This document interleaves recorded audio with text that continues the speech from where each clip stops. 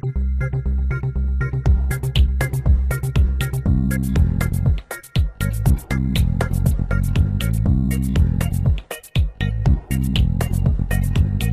a todos, estamos aqui mais uma vez para continuar nosso treinamento de áreas classificadas, módulo 2.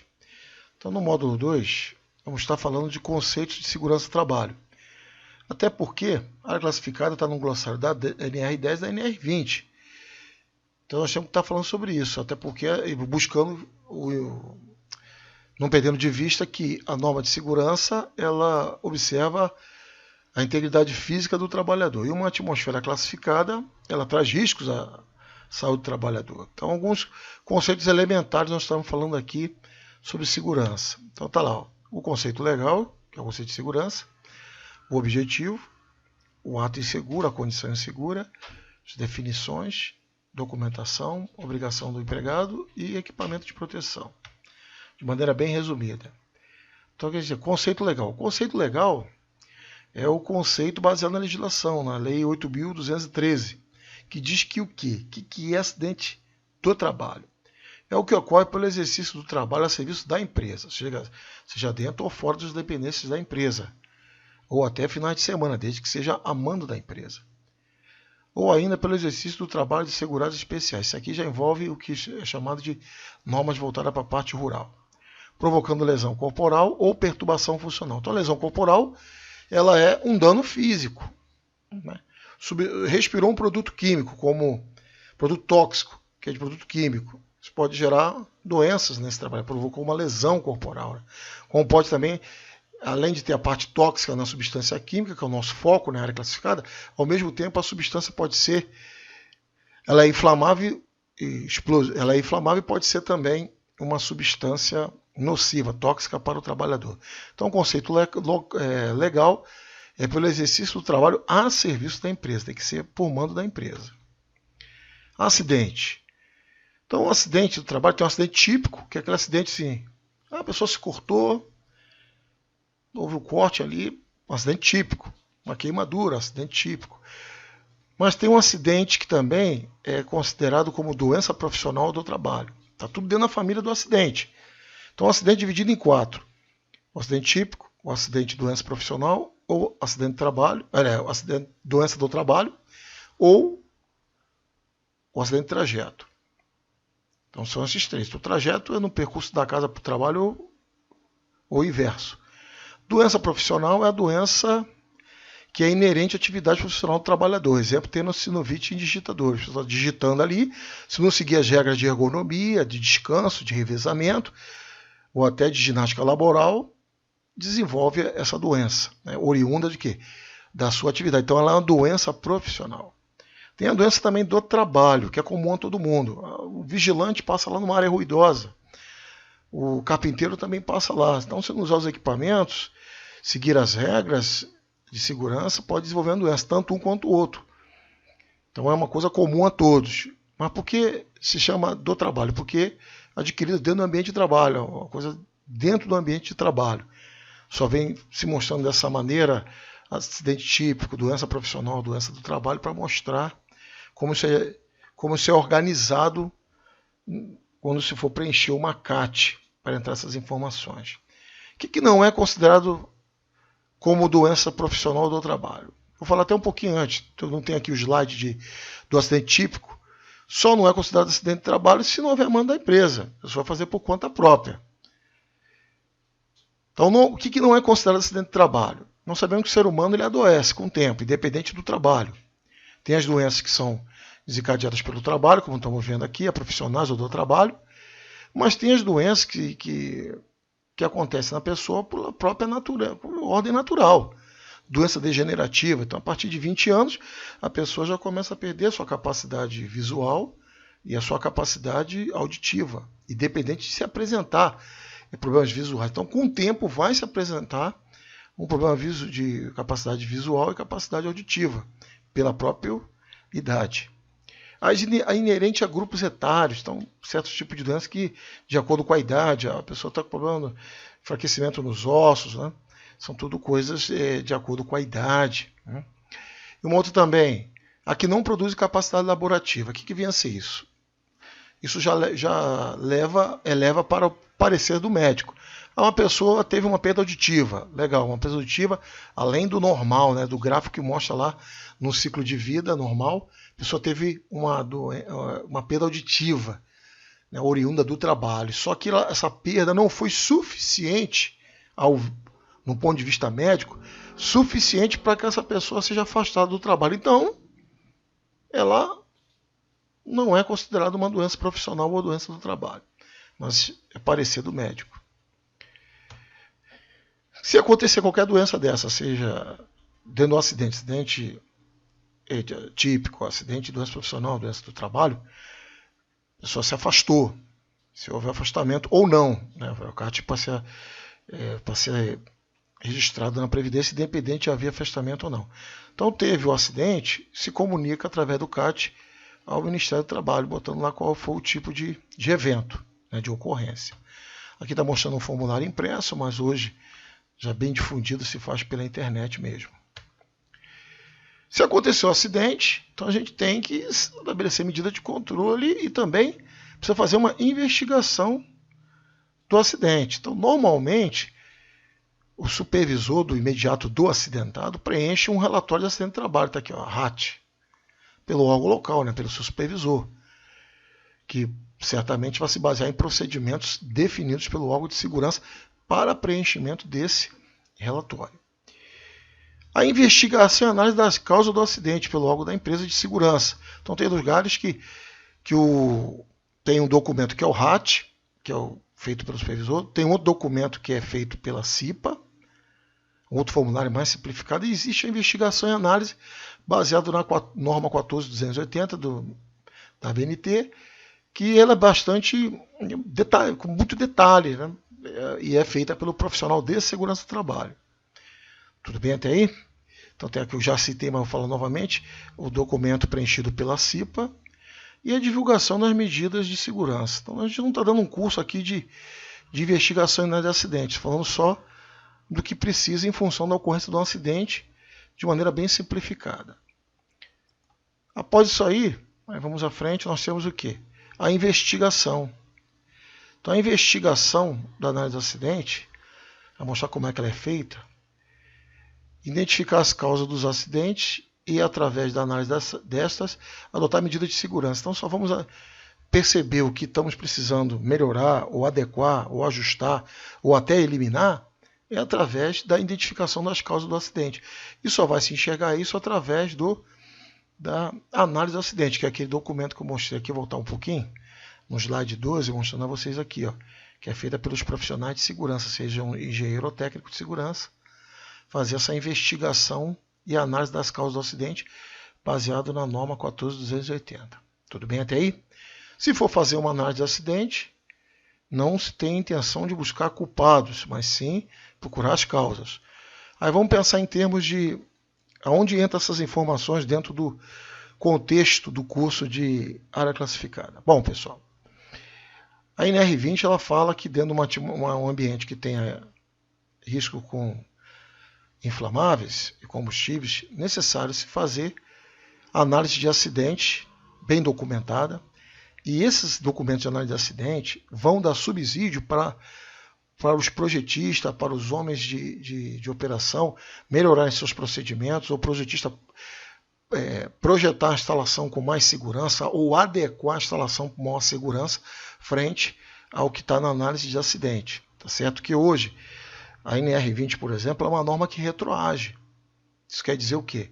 A minha instalação tem 30 anos, mas a NR20 faz com que o patamar de segurança dessa empresa construída há 30 anos, do qual não existia NR20, venha implantar segurança numa instalação existente. Então nós temos a NR20, nos dá subsídio para projetar uma instalação com segurança, e também que nós temos a obrigação de implantar segurança já numa instalação existente. É mais fácil, mais adequado projetar uma instalação com segurança do que adaptar a segurança numa instalação existente. E esses documentos, esses registros, esses relatórios, inclusive que nós vamos falar mais à frente, de análise de tarefa, análise de risco de tarefa e as análises de risco de projeto, tudo acabam dando subsídio para esse tipo de coisa. De tarefa, melhor dizendo. A investigação e análise de acidente, os procedimentos. Examinar o local do acidente, se necessário fotografá-lo. Normalmente se coloca em anexo um relatório fotográfico. Se possível, interrogar o acidentado, nem sempre isso é possível, às vezes está desacordado, às vezes está enchatado de choque, ou às vezes está de uma maneira que não pode nem, da gravidade do acidente, não possa nem falar. Ouvir as testemunhas, os supervisores, os encarregados, consultar pessoas envolvidas no trabalho, levantar as causas dos acidentes, determinar medidas corretivas, o que pode ser feito para corrigir, se já existia, se houve queima de etapa, se foi problema de comportamento seguro do trabalhador, se foi problema de condição insegura no ambiente, tudo isso vai sendo visto. Verificar o responsável por sua execução, divulgar a ocorrência dos acidentes, suas causas e medidas de segurança a serem adotadas, se o trabalhador tinha treinamento ou não, se o treinamento implicava em reciclagem ou não, se ele seguia algum procedimento, se havia algum procedimento, se tinha manutenção em máquinas e equipamentos, se o acidente também envolveu máquinas e equipamentos, acompanhar o atendimento das recomendações apresentadas. Então, um relatório desse vai dar subsídio para se fazer alterações em procedimentos, alterações em documentos, então tudo que é de fato necessário e até dando informações importantes para uma ampliação de uma unidade dessa de processo ou até um desmonte, uma desmobilização, uma desativação. Ato inseguro. O ato inseguro é a violação de um procedimento seguro geralmente aceito. Pode ser escrito ou não escrito. Deixar de usar o EPI, um exemplo, assumir uma postura inadequada, tornar inoperante um dispositivo de segurança, limpar uma máquina em movimento, mas tudo tem a ver com comportamento. A ISO 31000, que é a norma que nós falamos sobre gestão, na sua primeira versão, ela não contemplava muito a questão de avaliação de comportamento humano, mas o que foi revisado em 2018 já traz isso. Então foi um item incluso importante, altamente relevante. Porque muitos acidentes acontecem, a maioria dos acidentes ainda acontece por falhas humanas.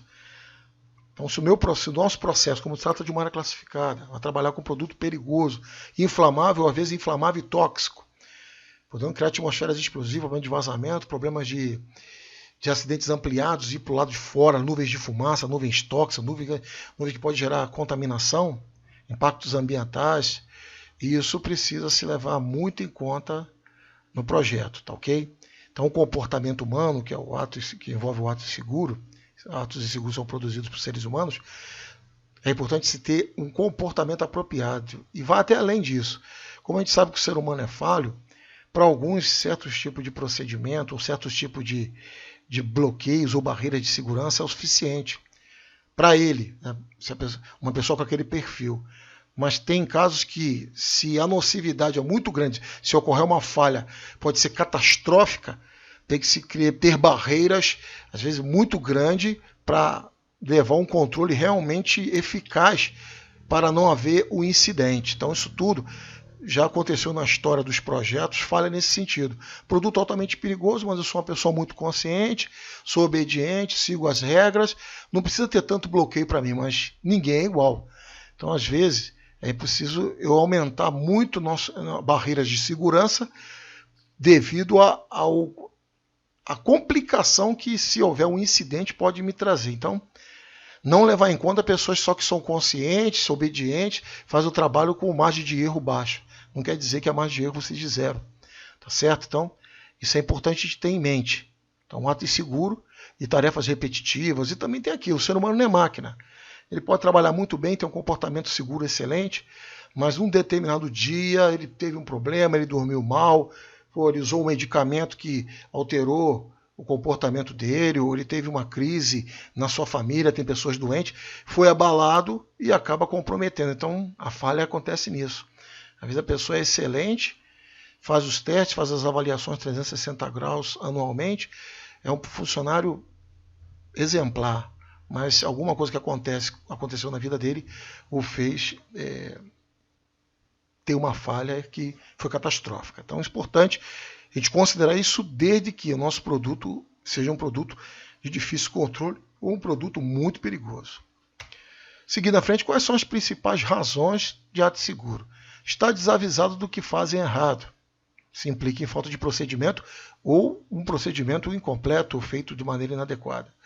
Não considerar as instruções importantes. Então, a instrução sempre incomoda. E quando você tem uma instalação dessa, uma indústria de processo assim, envolve muitos procedimentos, muitas instruções, muito passo a passo.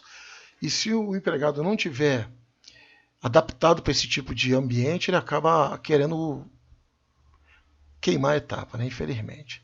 Não entender as instruções também, isso já aconteceu. Não serem dadas as orientações específicas. Acharem incômodo seguir as instruções pelo próprio projeto. Tem instalação que projeta para funcionar.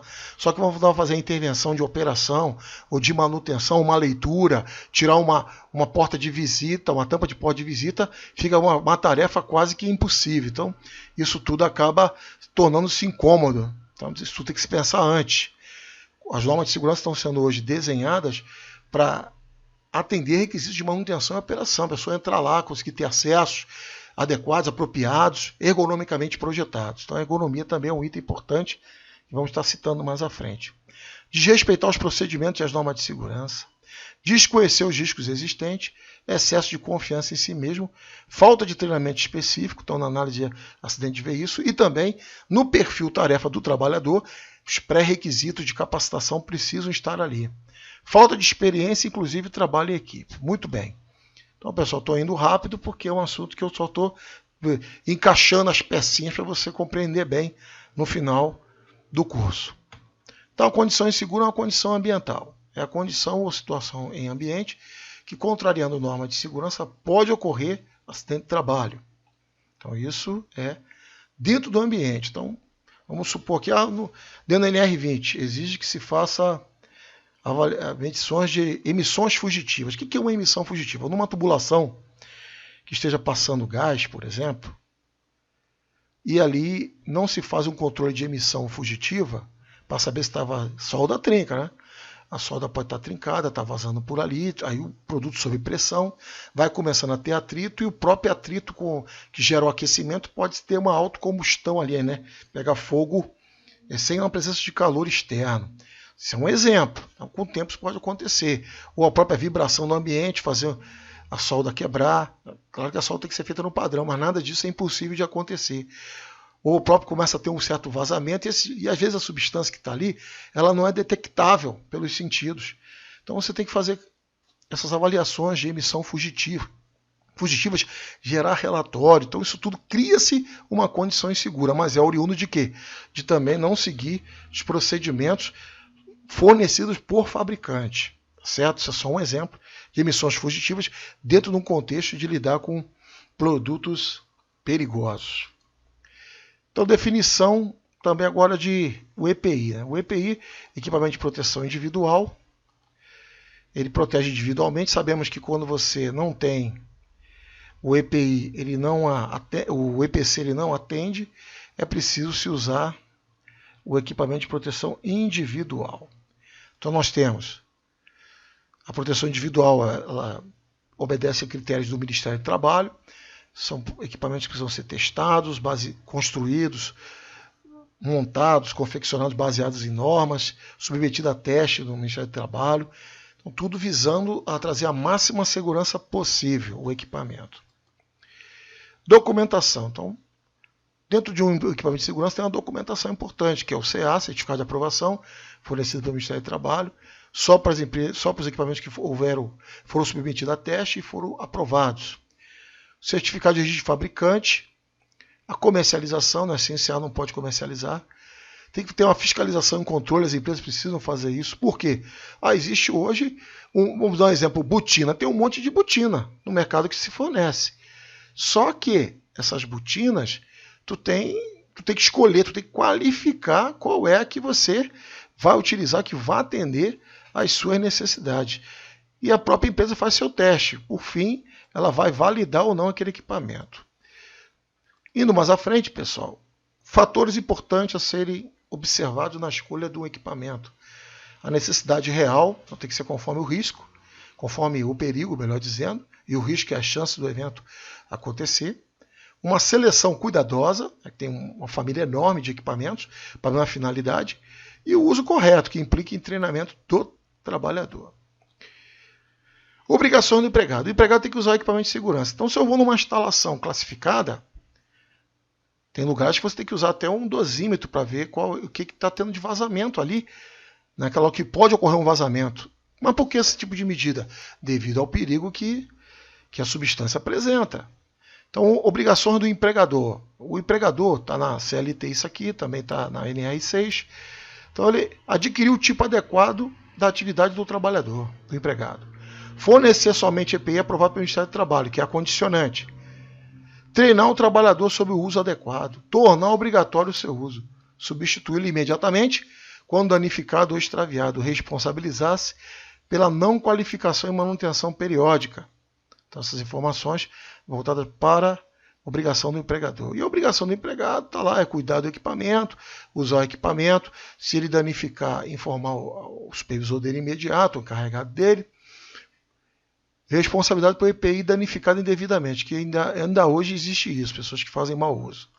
O EPI, para efeito da empresa estar defendida, e defendida no sentido que eu digo num eventual processo trabalhista, houver uma alegação do trabalhador que não recebia EPI, já vi isso acontecer, recebia, mas não foi registrado. Então, o que vale é o escrito, a pessoa alegou que não recebeu o equipamento. Então é importante ter ali o fornecimento do equipamento e, não menos importante, também a sua substituição. Então, equipamentos de proteção de maneira geral, está aqui, proteção coletiva,